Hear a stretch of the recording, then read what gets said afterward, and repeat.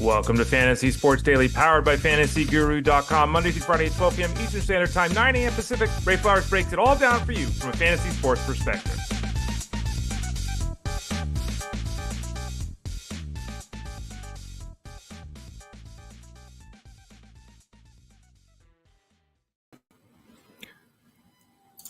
Hey there, everyone. Ray Flowers of FantasyGuru.com. Hope you're doing well on this fine Friday. I woke up this morning, I thought it was Saturday.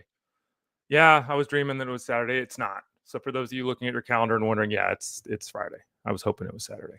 Hope you're doing well wherever you're at. Again, I'm Ray Flowers of FG. You can find me on Twitter, X, Instagram, Threads, Blue Sky, all those places at the Ray Flowers. You can find me in Discord over at FantasyGuru.com, answering football and baseball questions on a daily basis. Yesterday we had a seasonal write-up over at FG. We had some raised play. We had some wagering for baseball, answering a bunch of questions over there in Discord for baseball. Today we'll have raised plays, talking some DFS. We'll have some wagering there. Already answered a bunch of questions there as well. You can always get the baseball product for the final month plus. Rest of the way, send a note to support at FantasyGuru.com. Support at FantasyGuru.com. Everything we do for baseball, it's one price. Say, hey, Ted, I'd like to get the baseball package. What can you do for me? Check that out. Of course, we've got the football package, which is absolutely crushing it right now. We'd love to have you join us over at FantasyGuru.com. I know a lot of people kind of wait till the last minute to do this. There's a lot of information there. Hey, look, you got to draft this weekend. You're not prepared. Go to FantasyGuru.com. Click the subscribe tab in the top right corner. Get signed up. You can get in Discord and ask your questions. As you can see there on the screen, we got all kinds of rankings, PPR rankings, non-PPR rankings, half-point PPR rankings, dynasty rankings, rookie rankings, best ball rankings, auction articles, player profiles, battles between the staff. Who do you want? Position battles, everything. Offensive line, schemes, coaching, running back, the running back by committee chart. All of these things are available for you over at FantasyGuru.com. And remember, it's a full season product. So you sign up now, you get coverage throughout the full season. You can sign up for the DFS product as well. You can sign up for the wagering package. You can sign up for all three of the packages. You can sign up for two of the packages. Always send a note to support at FantasyGuru.com. Support at FantasyGuru.com. And of course, you can always do all in VIP Platinum. And then you get everything. You get every article, every Discord room, every podcast, every live stream, everything we do for every sport. So you might want to check that out over at FantasyGuru.com. What are we talking about today as I whisper out? We're talking Austin Riley, and it's kind of what we thought might happen. Bad news there. We'll talk about Carson Williams, the recent call-up of the Rays. Wilyer Abreu, what is going on, and who's his replacement? Who is this guy that no one can spell or pronounce his name? We'll talk about him with the Red Sox. Adley Rutschman, we were worried about Sammy Basallo. Is he going to catch enough this year to qualify next year? Hey, the gods might have helped us there. We'll talk about Basallo, as well as mentioning the breaking news about his contract, massive contract extension or contract for Basallo. Jordan Westburg, an update there. Jackson Merrill, too, not necessarily great stuff. Brice Turang is hitting home runs like he thinks he's Julio Rodriguez. I don't know what Brice Turang's doing. We'll talk about him. Not great news with Spencer Strider. Not terrible, but not great. Jack Perkins, Luis Heel, Walker Buehler, Craig Kimbrel's back in our lives, Tanner Scott, and Kirby Yates. In about 25 minutes, since it's a Friday, as we do every Friday, we talk to Russell Clay of FantasyGuru.com. What is going on in the backfield with the Commanders and the Texans? We'll ask Russ directly about that. And then we'll do a little Dynasty buy or sell. Do you want to hold these guys or move on from these guys in Dynasty? What's the best way to handle that? So stay tuned for that to talk to Russ and I. And I say talk to Russ and I. Why do I say that? Because you know, you've been around, you've told a friend, you've spread the word about the show, right? Hopefully all those things. When you are watching the show live, and you can do that on youtube.com/@ElitePlusNetwork, Twitter X @FantasyGuru site, or on Facebook at facebook.com/FantasyGuruHQ. Any of those three places, you can leave comments, questions throughout the show. Boom, there it is. Like Angela says, happy Shane Bieber Day. Shane Bieber is making his return today against the Marlins. John D says, have you recently answered any keeper questions about Allen and Henry? Is this referring to the show last week? Or was it earlier this week? It was sometime we had one of the users ask questions about that. I think that's what John's referring to. But as you can see there, you can leave comments, questions that we can address throughout the show. You can always watch the show on demand whenever, right? It's always cataloged there. Those three places I just mentioned, as well as at going to wherever you listen to podcasts. Just type in Fantasy Sports Daily. You should be able to find us there. And then, of course, go to FG, click the Elite Plus tab. It's right at the top of the page there in the toolbar. Click on that, and you can find this show as well as the others on the network. All right, let's dive in. Austin Riley, who we said, well, let's hope this doesn't happen, but maybe it could happen.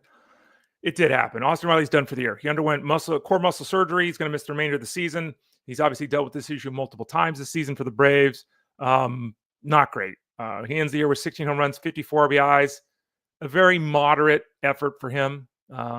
Wasn't terrible when he was on the field, but it wasn't up to expectations. And so a guy that you spent on expecting 30 and 100, you didn't come close to getting that.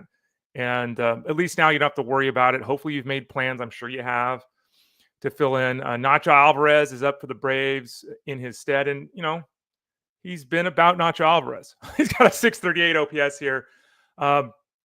Braves don't really have a better option. So Alvarez will probably continue to 8th or 9th. The Braves are, they're kind of listening. They got Profar's killing it. Olson's doing a really good job here. Acuna's, pushing hard. Azuna's got much better of late. Drake Baldwin's doing his thing. Ozzy Albies has picked things up. So while this team is going in the wrong direction, we'll talk more about Spencer Strider in a few minutes. The offense, the top 7 in this order is pretty good. Nick Allen, Nacho Alvarez, that's not so good. But there's the update with Austin Riley, and unfortunately, it is kind of what we anticipated might happen. Carson Williams was called up by the Rays, and I actually wrote I didn't write a player profile. I wrote a scouting report on him yesterday in the Rays Ramblings piece, so go check that out for a little bit more information. And I think he's a perfect example of the kind of player that that we get ahead of ourselves with a little bit. You look at all these scouting reports, and you see Carson Williams, and he's the number 1 prospect with the Rays, and there's all this excitement and everything. And number one, let's understand, part of the scouting community's assessment of players is obviously their defense. We don't care about that in the fantasy space, right? We care you play good enough defense that they don't put you at DH, but other than that, we don't care. Carson Williams is a phenomenal defensive player. And pretty much everyone that's ever watched this guy play has said this guy's going to win Gold Gloves at the big league level. Like, he's phenomenal defensively.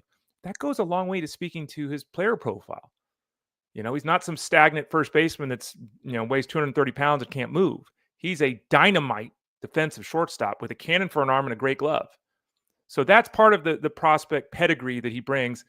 His overall number, you look at his number, he's prospect number 15 or these kind of things. Number 1 for the organization. A lot of that's predicated on his defense.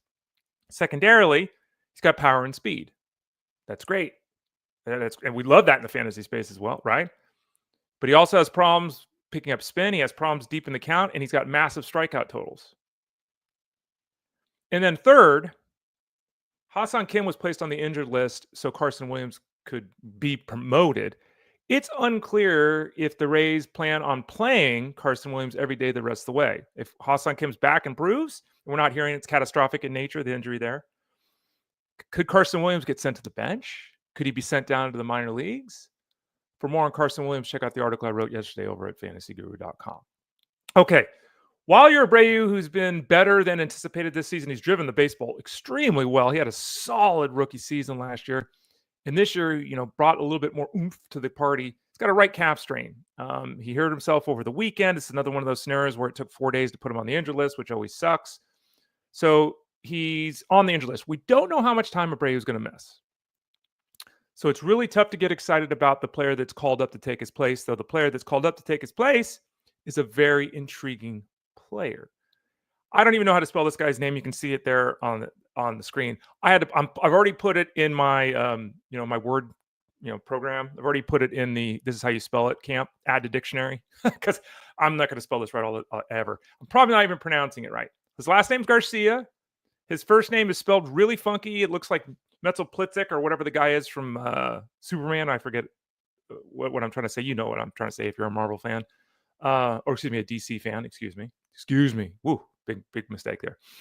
I think his first name is Jhostynxon Garcia. Jhostynxon. That's how I'm going with. I'll just say Garcia. Jhostynxon Garcia has been called up by the Red Sox again. It's unclear how long he's going to be called up. The guys on CBS called him the password. That's his nickname. So it's not just the CBS guys. That's what they call him. I'm going to go with his name, Jhostynxon Garcia. Has been called up. He's a really intriguing prospect.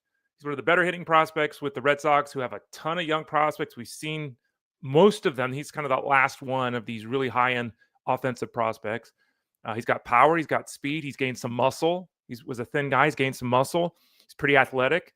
The problem for him is his hit tool is poor to average.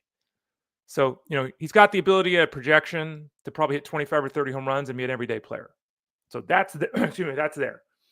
But what's also there is, again, the poor hit tool. And that's for a young player, when you hear that, when you read that, when you see that, you got to be a little concerned because things are so much more challenging at the big league level. The stuff down in the minors, as we talk about all the time, the stuff in the minors is pretty much as good as it is in the big leagues. It's not about, do guys have, vicious split finger fastballs or vicious sliders or throw 97 miles an hour. They all do that down in the minors. The big difference usually is the ability to locate and sequence these pitches, right? So if you see a youngster with a poor to average hit tool get called up to the big leagues, because it's way more difficult at the big league level. But the bottom line is he's going to see some playing time here. Probably be a platoon scenario kind of thing. I wouldn't go running out to pick up Jhostynxon off the waiver wire with excitement right now. You very, very minor bidding, very low level priority kind of thing.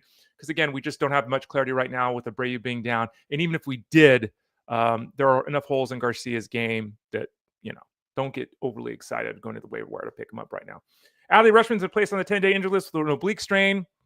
Looks at the calendar, does Ray Flowers, realizes most oblique strains are 2 to 6 weeks, realizes that for pitchers and catchers, even worse. And we don't know with Adley Rutschman, but it is absolutely possible the season is over.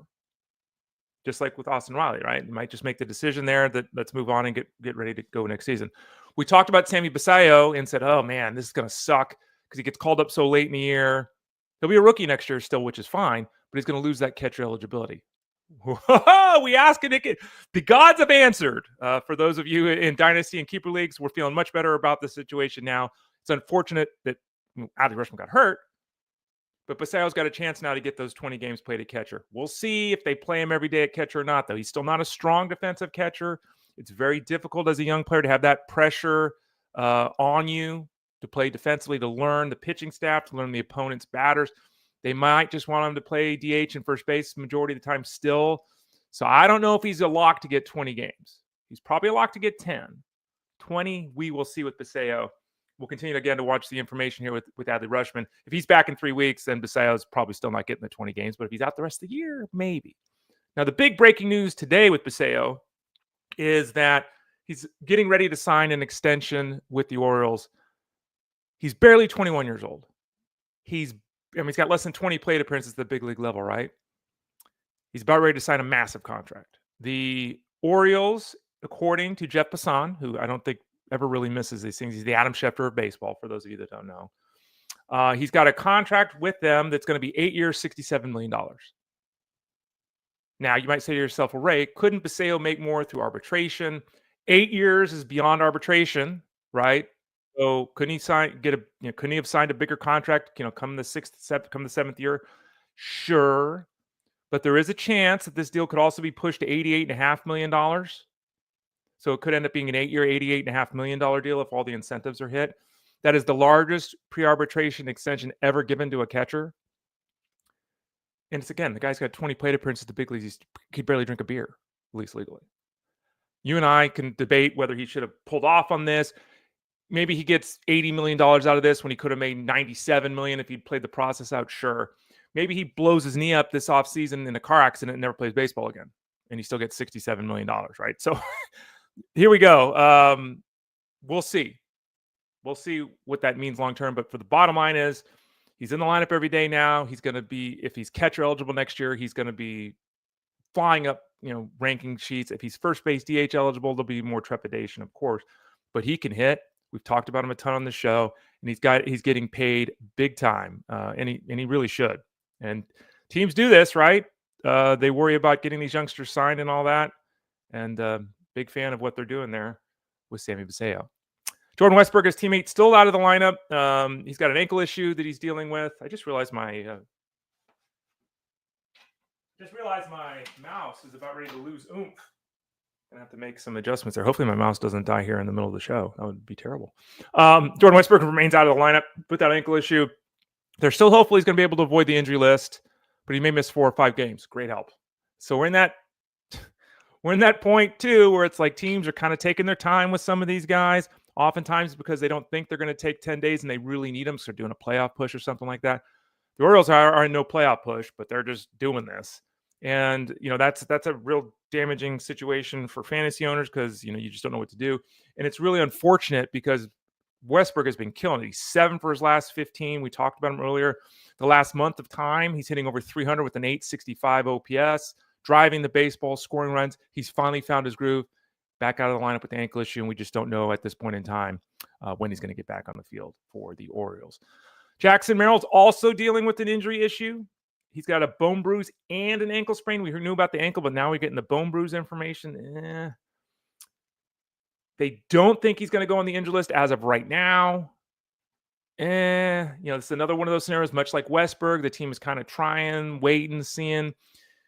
I don't have a good feel on this with Merrill. I think that, it's clear with Merrill that he's going to have a season no matter what this current situation plays out health-wise. He's going to have a situation that's very much like Austin Riley. Like, he's going to be productive-ish when on the field, but woefully short of expectations. If he had done what he's doing now as a rookie and had done what he did as a rookie this year, our view on Merrill would be really different. Should it be? No, of course it should. And remember that next draft season, because you're going to see a lot of people, maybe you won't with Merrill because he's such a high-end prospect and he was so spectacular as a rookie. Barely 22 years old. Remember, he almost went 25-15 last year. He hit 290 on the season. He had an OPS over 800. This year's been a little bit of a slog. No doubt about that. But he's still absolutely that guy. And John G says, all my guys, players, Westburg, Merrill, Strider. Yeah, it's that time of year. I mean, I'm looking at my Dynasty League team, which is different, right? But Corbin Carroll's on the 60-day. Jared Jones is on the 60-day. Ryan Weathers is on the 60-day. So 3 of my pitchers, done for the year. Isaac Paredes is on the 60 days. Kyle Stowers on the injured list. Parker Meadows on the injured list. Matt Chapman's on the injured list. Nolan Arenado's on the injured list. Keibert Ruiz is on the injured list. Jordan Alvarez has been on the 60-day injured list. Yeah, John, you got to play game 1 to 162 if you want to win in fantasy baseball anymore. Just the way the world nowadays. By the way, did you see the article, for those of you that did or didn't, over at The Athletic?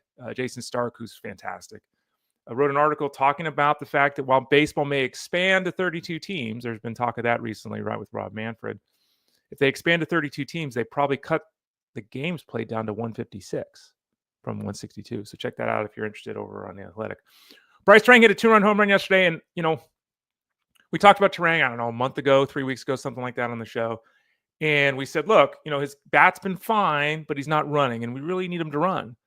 And, the truth of the matter is he's woefully missed. Let's pull the numbers up. He's woefully missed. He's not even halfway to his steal total of last season, if I'm not mistaken. Last year he stole 50 bases. This year he has 21. So he's barely going to get half the steals. And you didn't draft him for the bat. You drafted him for the running. Now, his batting average is up 30 points, which is fantastic. He's doubled his home run total. He has more home runs, 8 of them. More home runs the last 18 games than he hit all of last season. So Brice Turang already bettered last year's RBI total, already bettered the run scored total, 30-point increase in batting average, and double the home run. Can't call a season a disappointment. It's not. It's been a very good season. There's still 6 weeks left. It's been a really good season for him. But you drafted him to run, right? So this is so at the end of the year, the player rater is going to say, yeah, he's pretty good. But you're going to say to yourself, yeah, well, I expected him to steal 40 bases, and he stole 29. So we're able to find those 11 steals. Now, at least nowadays, you can find the steals easier than you could have 10 years ago. But just a shout out to him. He's been fantastic here. 8 home runs in 18 games is absurd. Just absurd. Even with this run of massive home run production, his isolated power is 143, which is below league average. And his slugging percentage of 429 is barely league average. So he's just not that guy. But wow, has he been hitting it of late? And pretty much everyone with the Brewers has as they get ready to welcome back Jackson Churio. Let's go to the pitcher side of things. You saw John mention that he's got Spencer Strider. We've talked about Spencer Strider here on the show a couple of times of late. We've warned about the inconsistency. We've warned about the concerns. We've discussed it and wrote about it. I think I wrote about it earlier this week, right, at fantasyguru.com. But Spencer Strider's next start is going to be pushed back a few days. They're not saying he's hurt. There's no indication that he's hurt.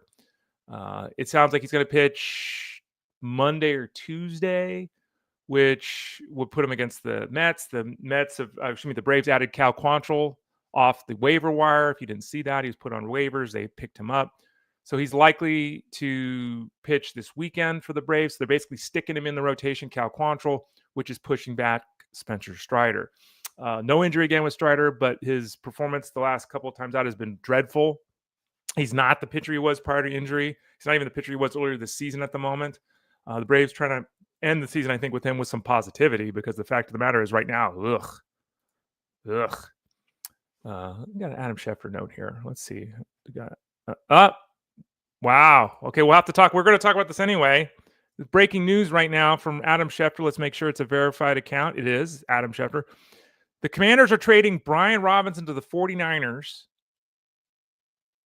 in exchange for a 6th round pick. So we'll talk. We got Russ coming in here in a couple minutes. Russell Clay at fantasyguru.com. We'll dive into this.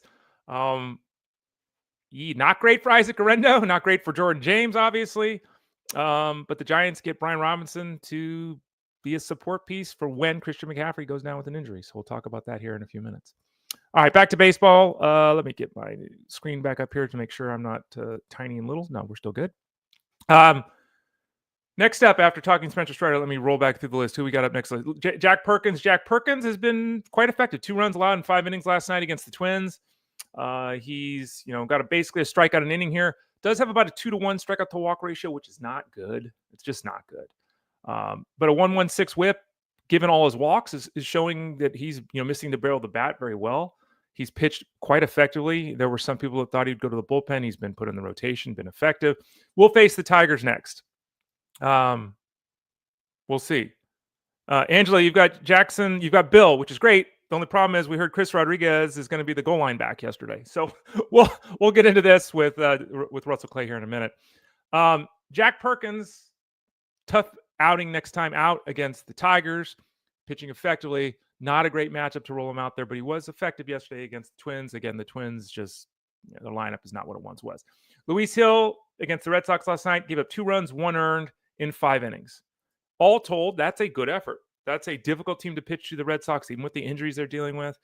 And so Hill was effective yesterday as he continues to work on refining his game to return to the success that he had last season. 5 walks, though, last night. 5 walks last night.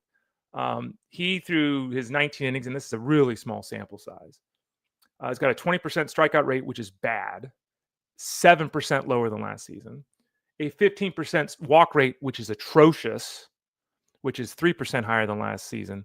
He's been very, very fortunate to have an ERA right now of 4.3. And his whip is 1.7. He's in a funk in terms of controlling the strike zone. That is something that happened to him last season. There was a time last season where we panicked because he had like a 3 or 4 start stretch where he was just horrendous. So facing the Nationals next, that's a get well spot for Luis Hill.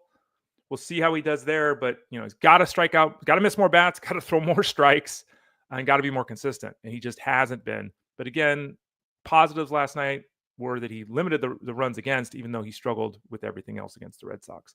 Speaking of the Red Sox, has been some discussion, according to Chris Cotillo, that Walker Buehler is going to get moved to the bullpen potentially. That would not be a shock here down the stretch. He's not been very good. He's not been very consistent. The fact of the matter is that Buehler's also, hasn't pitched in so long that you look at his workload and you got to be concerned about, wearing down and all that kind of stuff. The real question for the Red Sox would be, what does the rotation look like? Because you look at this rotation. Patrick Sandoval, is he the guy they're looking at potentially returning from the internal brace? Maybe. Houck's not returning.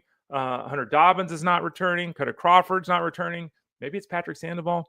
We'll continue to follow that situation as we move forward. Craig Kimbrel. Why is Craig Kimbrel up there? Did you see Craig Kimbrel signed with the Astros? Now the Astros just lost Josh Hader, and we've heard from Josh Hader himself that he's going to miss the entirety of the regular season the rest of the way because of the shoulder issue. Now, there's not anything concerning long-term. There's no structural damage long-term.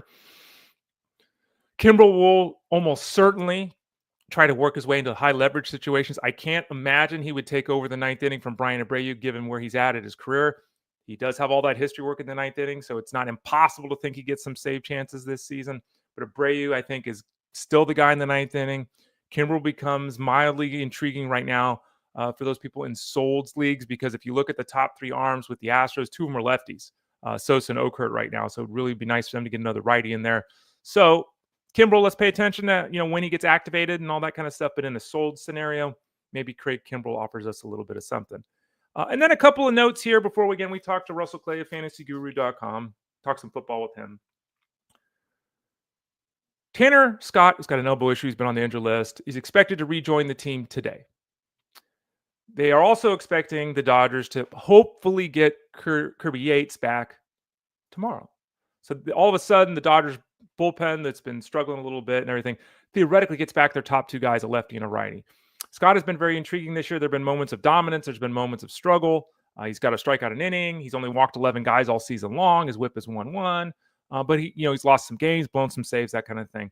He goes back into the high leverage spot with that Dodgers bullpen of being the number 1 guy when healthy. Alex Vesia is a lefty. Kirby Yates is a righty. Blake Trinan is back. They've got Ben Kasparis in the bullpen. I mean, this is a really good group.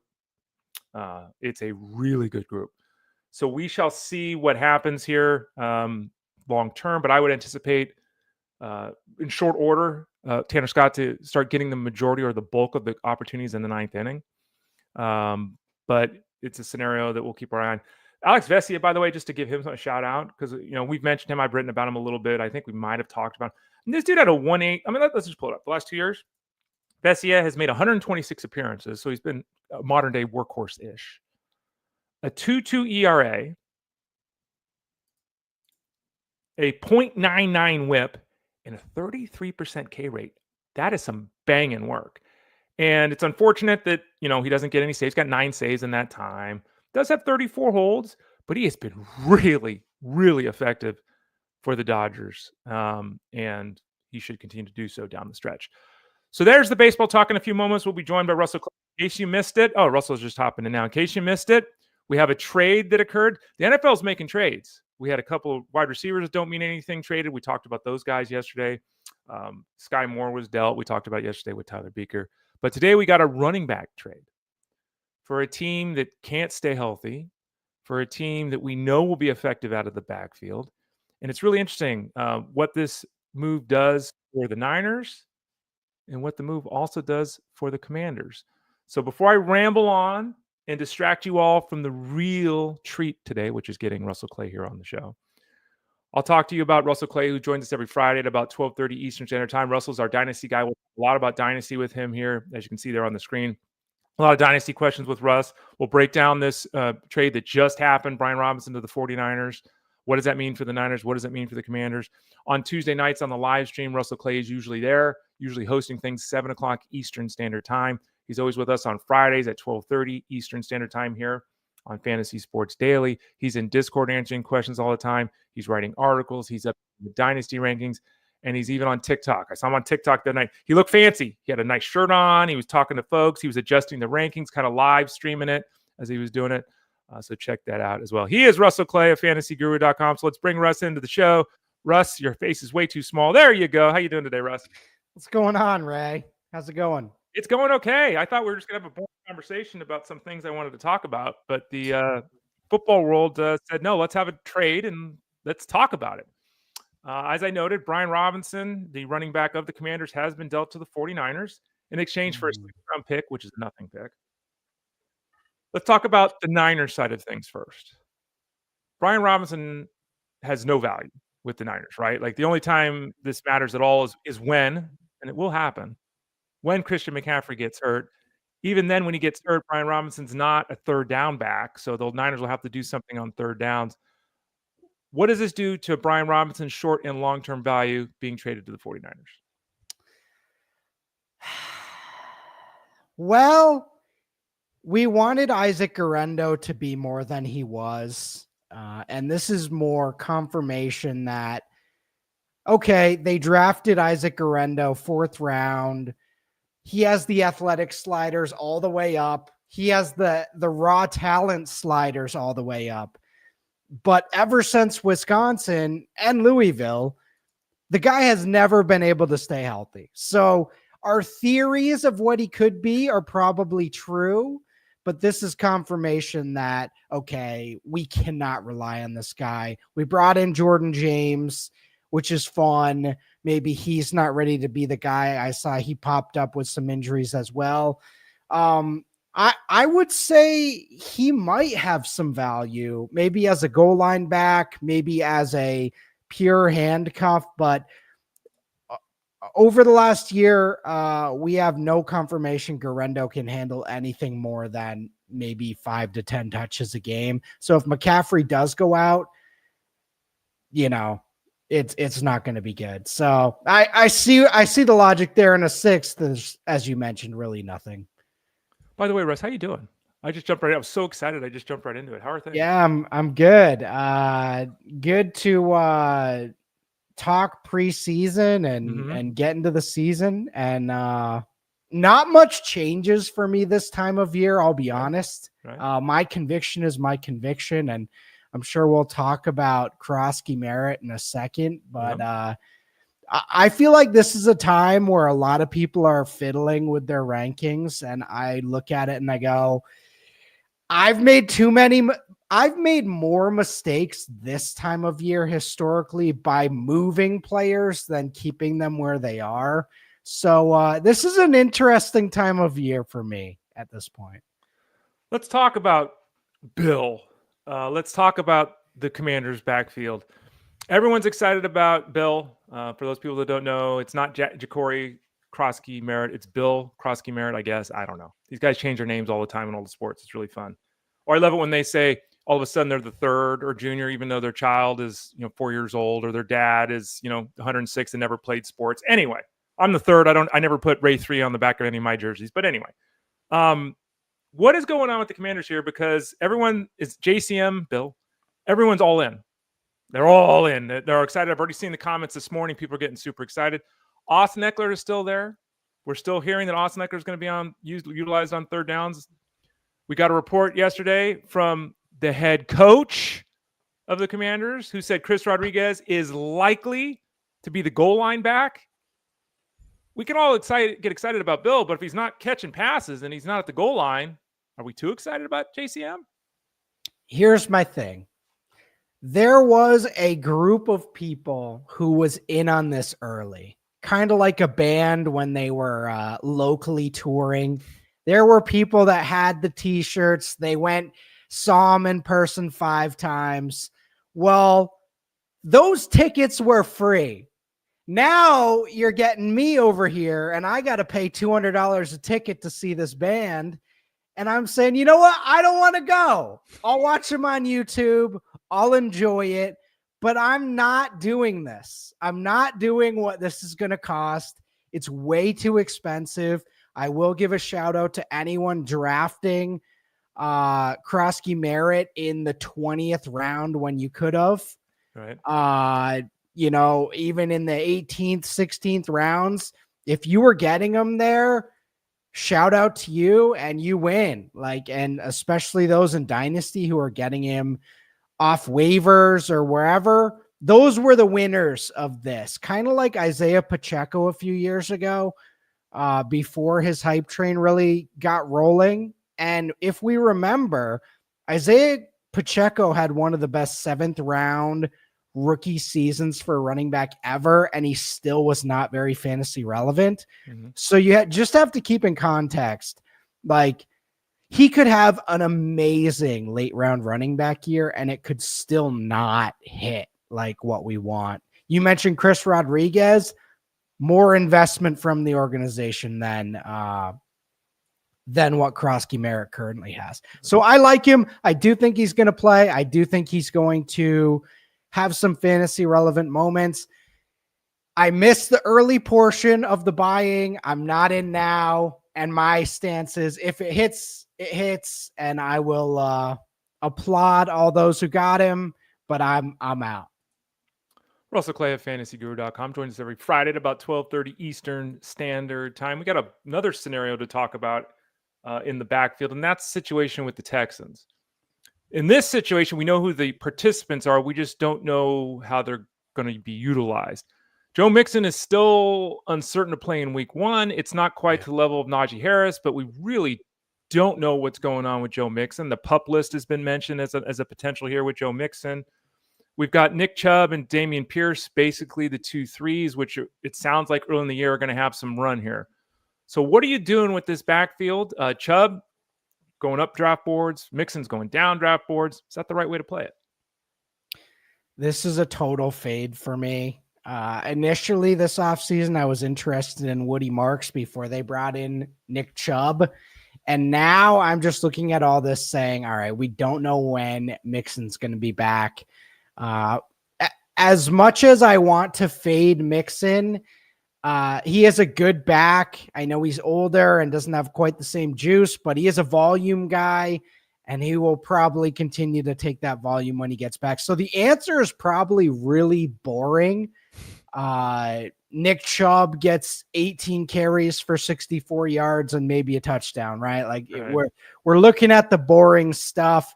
I don't consider Woody Marks a high ceiling play. Okay. So there's not too much to get excited about. If you already have Mixon, you're kind of holding there, or if you drafted him in best ball, I don't think it's over, but yeah, it's just a lot of, we want the wide receivers to thrive in that offense. That's our goal. Russell Clay at fantasyguru.com. We talked about just a few minutes ago. If you missed it, you can always rewind things. We talked about what the Commanders could do, likely to do. There's 3 names involved there, right? And it's unclear. With the Rams, there's one guy, it's Kyren Williams. And with Sean McVay, there's often one guy, right? It's the question of who's that guy going to be. Last year, we said Blake Corum's the guy to get because he's the number, and Kyren Williams stayed healthy all year long. This year, it sure seems like Jarquez Hunter's the guy to get. We had their OC the other day giving some props to him as well.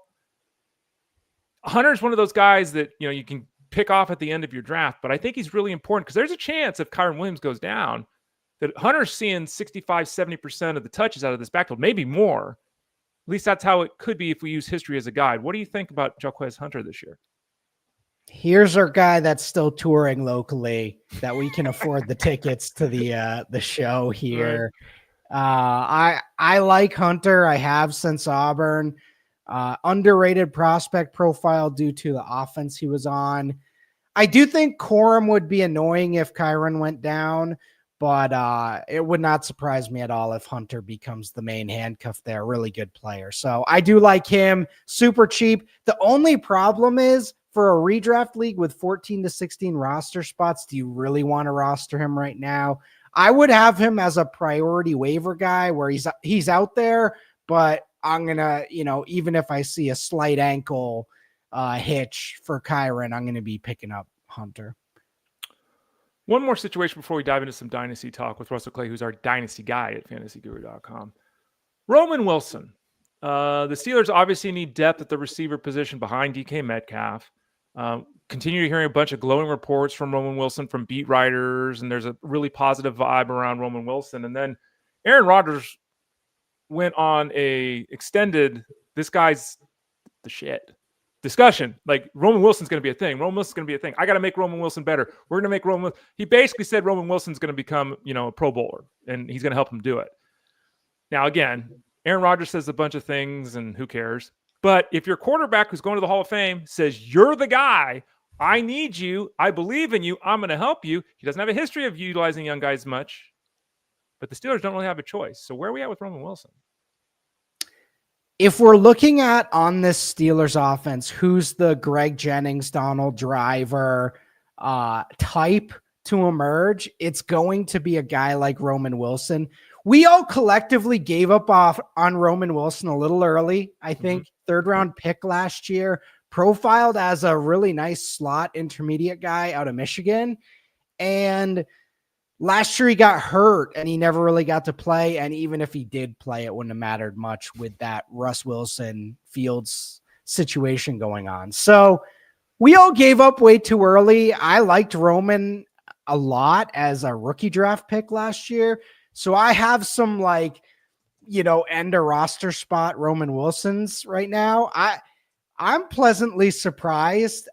Do I think it's going to be a high ceiling play? No, but if we're looking for someone that's going to build chemistry with Rodgers and emerge as, again, Greg Jennings was a second round pick out of Central Michigan. He wasn't a high end, guy. Randall Cobb, second rounder out of Kentucky. When we look at what that profile was, who these guys were that Aaron Rodgers gravitated towards, the slot intermediate guy does actually look a lot like Roman Wilson. With that said, Rodgers is 41, 42. So it's not Apex Rodgers anymore. Russell Clay of fantasyguru.com, who is our Dynasty guy. He updated the Dynasty ranks. He said, again, there's not a lot, but update it once a week. Is that kind of what you're doing, Russ? Yeah. We made little tweaks here and there, move guys up here and there. And then, of course, we got to move Krosky Merritt up. We've been slowly building him up. So he's got to move up like today as well. Russ also does a draft book. Tell the folks what the draft book is and how often do you update that? Yes, we've been navigating Russ learning new things about Excel and updating spreadsheets the last couple weeks. So if you guys need a tutorial on exporting PDFs, I'm your guy now. But I'm doing an auction book for Superflex. If you guys have any questions, reach out. But mainly we have an auction guide, an auction draft book guide. It has me, Tyler, and Armando, 3 different formats. So go check those out. And those are pretty fun. Yeah, so there's a tight end premium one. There's a half point PPR. There's the super flex. So for those people wondering, where are the rankings for those things? The draft book has those in addition to the general website that has the PPR and non-PPR rankings over at fantasyguru.com. Click that subscribe tab in the top right corner, get signed up. Send a note to support@fantasyguru.com. If you get any questions, support@fantasyguru.com. All right. Dynasty. What's the traditional Dynasty setup? Should we go 12 teams, 20 roster spots, 12 teams, 30 roster spots? Let's set a baseline here. What would you consider? Was it 22 the FFPC uses? What are we using here, Russ? What do you think? I think the best setup to start is 25. Okay. And I mentioned this. We had our training camp, and one of the main goals for Dynasty for me is I'm lifting. We're lifting. We're doing reps in the off season. But so by the time we get to our redraft leagues, we look at those waiver wires and say, oh, I know all these guys already. I had to deal with rookie drafts and waivers and filling the end of my roster, which is normally a gross process. But by the time you get to redraft season, you look at these waiver wires and say, oh, all right, well, 15, 16 roster spots. I'm like, we have 80 more guys rostered in this Dynasty league. Like I'm cooking here. So I think 25 is a good lane. Some people do 30. Some of the high stakes leagues over there do 20, 16 to 20.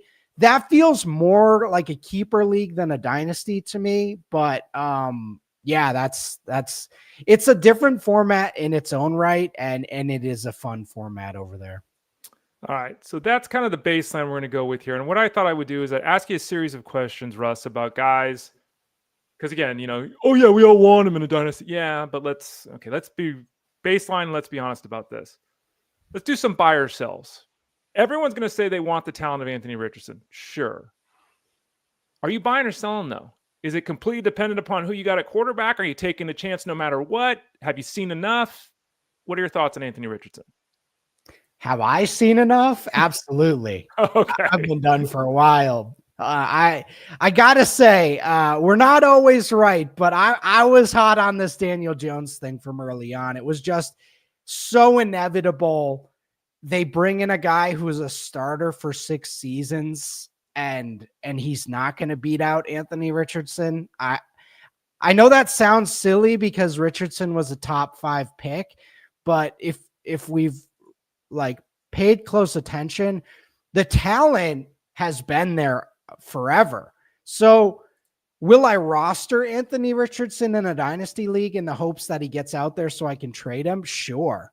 Does he still have market value? Absolutely. But him as a player individually, yeah, I've been out since Florida. So But I mean, he is what he is. Does he have top 10 raw talent in the league at quarterback? Absolutely. Yeah. So it's a weird one, right? Where I'm sure this happens more in basketball, where the guy can probably jump out of the gym and, looks amazing on some plays. I mean, we've seen AR make throws that maybe nobody can make, right? So it's not a talent thing. I don't know. Quarterback's less about talent, right? We see Gardner Minshew start for 4 seasons, and he has no arm strength and isn't all that talented, but he can run a system. So, yeah. Yeah, Anthony Richardson makes throws no one can make, and then he misses throws I can make. So it's a really interesting. Right. I'm not exaggerating. That's the truth. I can complete an 8-yard pass in the last scrimmage. Russell Clay at fantasyguru.com. What about we go to the other end of things? This guy's an established quarterback. He's a veteran. There's been some ups and downs with him. A lot of it has to do with injury. He's got a massive contract. He's been pretty productive. Dak Prescott.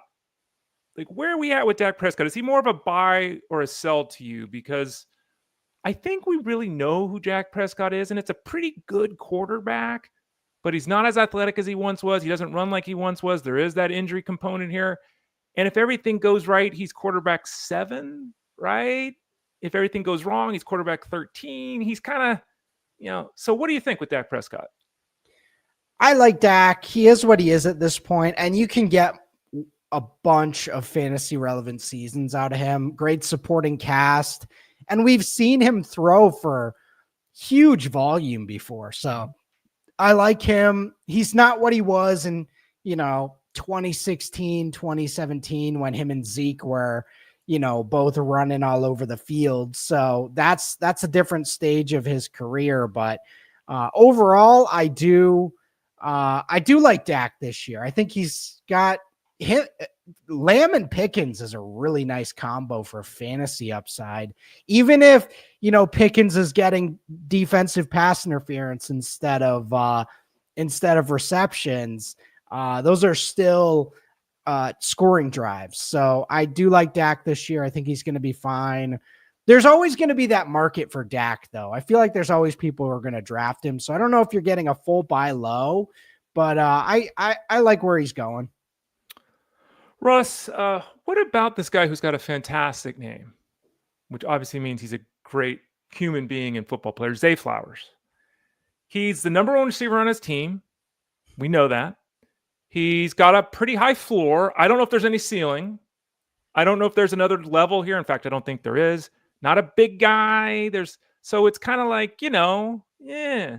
So do we buy or sell Zay Flowers? Because for me, it's easier to see a slow regression than a slow improvement over the next few years. What do you think?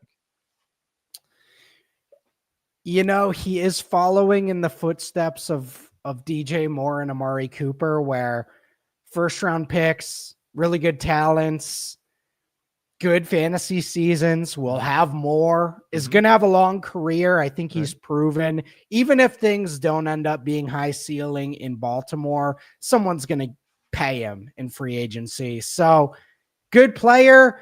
This offense, though, is going to be really hard to hit a ceiling as a receiver. The way Lamar plays, he's just going to get the ball to who's open. And some weeks that's going to be Rashad Bateman running wide open down the field. Some weeks it's Isaiah Likely. Some weeks it's Mark Andrews. Some weeks it's Zay Flowers. Some weeks it's some random guy named Charlie Kohler, or who the fullback. Like right. The Lamar Jackson offense has been his entire career. Just like defenses come in and say, "All right, well, we'll try this," and then it doesn't work. And they're just trying stuff in hopes, at least in the regular season, of stopping this guy. So ultimately, because we talk about Anthony Richardson, well, Lamar Jackson really does have everything at his disposal. And with guys like this, defense is just, every week it's different. So this isn't like Drew Brees feeding Jimmy Graham, or, Tom Brady feeding Welker, or Goff feeding Amon-Ra. It's just going to be different every week because he can. So I like Zay Flowers, but yeah, I think he's going exactly where he should. I think we all kind of know what this is at this point. And by the way, I just connected that Zay Flowers thing. Mm-hmm. Great last name, huh? You just come on, Russ. Yeah, there aren't many Flowers. No, they usually seem to be in the SEC and be defensive backs or something if they're around. But yeah, Zay Flowers, my little brother. He'd be about this tall compared to me. Russ Clay at fantasyguru.com. Let's go to the Bills. The Bills had Amari Cooper last year, and that blew up in their face. That didn't. Amari Cooper, someone asked me the other day, is he still alive? I think he's still alive. I don't know the ins and outs of what's going on there. He's still a free agent. Someone's going to sign him at some point. I don't know if there's anything left there or what. It's just crazy how it just disappeared. But the Bills have got Khalil Shakir, and much like Zay Flowers, Khalil Shakir is what he is, right? And it's fine, and we know that, and that's great. It's important to the offense, and okay. But we really need to worry about, in the fantasy space, the other guys with the Bills. And there's two names that come up. Josh Palmer, who is going rounds and rounds behind the younger, and to some people more impressive, Keon Coleman. So I want to ask you about Keon Coleman here in a dynasty scenario. Are we getting it on the ground floor still? Is there still time before he explodes this season? Were you unimpressed by his rather unimpressive season last year to the point where it's like, well, I'll buy Keon Coleman in a dynasty league, but the price has to be right? What are you doing with Keon Coleman? Okay. Last year wasn't great for Keon Coleman, but do we buy into it anyway in the hopes that he's a second round pick, crazy athletic profile? He's connected to Josh Allen. Mm-hmm. If Josh Allen wants to make him the guy, he probably will. And that is the real factors going on here, more so than the on-field play.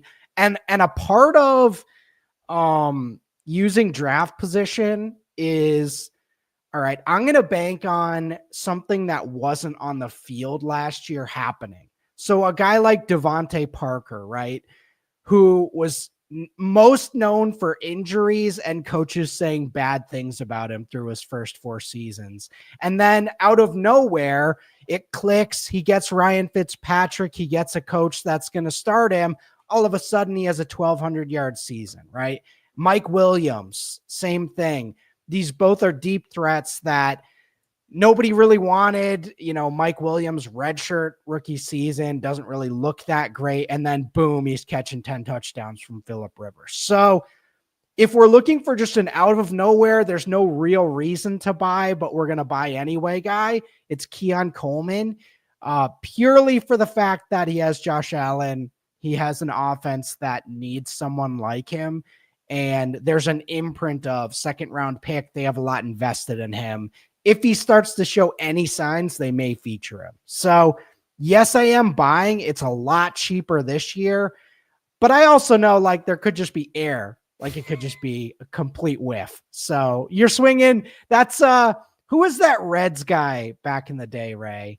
It was like a home run or a strike, like Adam Dunn. Adam Dunn, yeah. He home run, strikeout, or walk. It was yeah. So we're either walking back to the dugout with nothing, or hopefully hitting a homer. By the way, if Adam Dunn had been standing next to Mark Andrews, you wouldn't have noticed difference. Adam Dunn was like 6'5", like 250.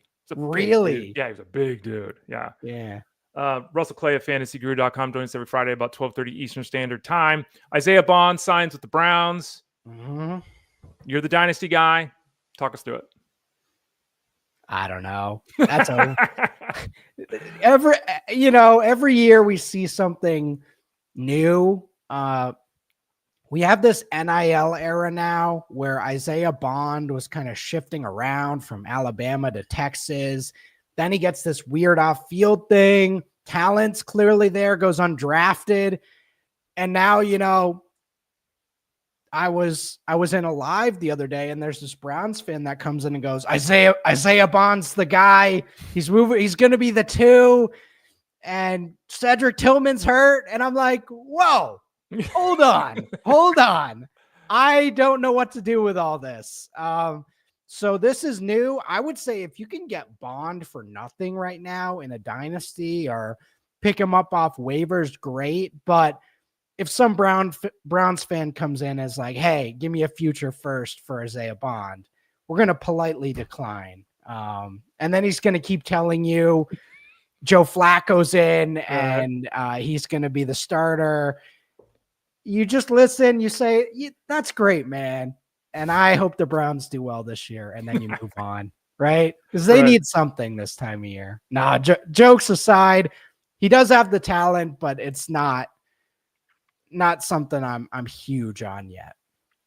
Final guy to ask you about, Russ, is we're at the tight end position, and we all know the big names. We know some of the bigger names that are aging, guys like Mark Andrews, Travis Kelce. So we kind of know. Real question is, who is kind of next? Is there a next? And you could say, oh, Tyler Warren or Cole Loveland. Yeah, everyone knows that. But what about a guy that's been around for a while, that's got a new offense this year, he's got a new quarterback this year? There have been moments we've been excited about him the last couple of years. Chig Okonkwo, is he a strong tight end too, in your opinion? Is there anything here, or is it just going to be more of the, hey, here's a splash player too, but he's never going to become David Njoku?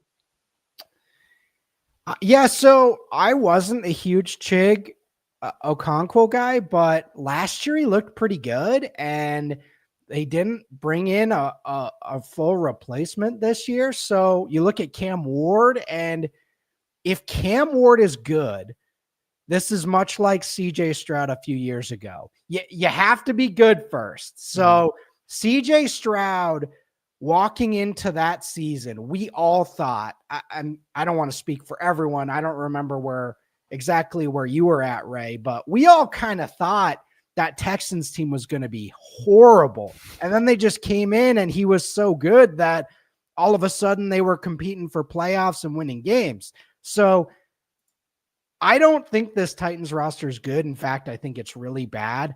But I mean, if Cam Ward is really good, we got Tank Dell off that Stroud. We got, the running backs. We got some random receivers beyond that. Nico Collins broke out. So I don't necessarily love the Titans right now, but we do have to factor in the upside of, okay, if Cam Ward is good, could it be Chig? Totally. And could he just lean on him? And then teams are not going to be prepared for that. So we could have half a season where Chig's just wide open. So I really like that upside play. I haven't been getting a ton of Chig, but you can make that upside play. Absolutely. I got him in my Dynasty League. I'm keeping my fingers crossed. There you go. Go, Chig. Let's go. Of course, we have 50 roster spots. So I actually have Chig, Dallas Goedert, and Kyle Pitts. I like that. I went to town. Yeah, Kyle Pitts, you can't. We've talked about him many times before. Russell Clay of FantasyGuru.com joins us every Friday at 12:30 Eastern Standard Time. Again, you can find him in Discord answering questions. You can find him updating rankings, whether that's the Dynasty rankings or his Superflex rankings in his draft book. He's hosting the live stream on Tuesday nights at 7 o'clock Eastern Standard Time. He's with us on Fridays. What's coming up here? The season's getting close, so I know we're all kind of down to it now. You got any big research projects or anything you're working on that are soon to drop? Nothing. The work is done. The Dynasty Guide's done. Yep. Most of the content I've set out to do is done. However, I am doing a training camp report article today, and we just talked about it. The last time 2 weeks ago I did one, there was not nearly as much. So this one is probably going to be pretty chunky today. We just talked about, a lot of stuff. There's probably some more that's going to hit today. So as we get into cuts, as we get into a lot of end of roster stuff, there is going to be a lot of fantasy relevant things for the end of rosters. And I saw a rumor Adam Thielen might get traded. So we'll stay tuned on that. So yeah, check out training camp report article. To the Vikings, that's the rumor. They're trying to work out the money before they work out the trade, apparently, because he's due $10 million or something like that. But by the way, just in case you're worried about that, the money never means anything in the NFL. So whether they're under or over the cap, they can always find it. Right? They can always find a way to make it happen somehow. It's kind of like basketball too. The cap is this, but anyway, that's another discussion. But I want to thank Russ for his time today. You can hit him up over in Discord. He's always answering questions. Are you still doing Dynasty reviews? I know that I saw a couple of them on your TikTok channel, but are you still doing those, or is that time passed? I got one more in the DMs, so we're probably going to get to that. And then, I haven't heard much. Okay. But yeah, I think we'll probably keep that open for another week and then close that down for the season. We did 8, so that's a pretty good number. Yep. But yeah, we might have one more. All right. Russell Clay at fantasyguru.com. You can find him on Twitter X at Russell J. Clay. You can find some version of Russell Clay. I think it's Russell Clay in Discord. He always changes it. He keeps you guessing. I don't know that guy. I changed it back. It's Russ. Yeah. But he is Russell Clay. You know him here, and hopefully enjoy him visiting with us every Friday like we do. Russ, thanks for your time, and we'll see you a week from now. Thanks, Ray. You got it. He's Russell Clay. I'm Ray Flowers. This has been Fantasy Sports Daily, powered by fantasyguru.com. Next week, Monday through Friday. I guess you get me 5 days a week. One more time here before Justin Fensterman returns from the birth of his child. So looking at a third consecutive week of 5 days of Ray Flowers. How lucky are all of you? For Russ, I'm Ray. This has been Fantasy Sports Daily, powered by fantasyguru.com. Have a great weekend.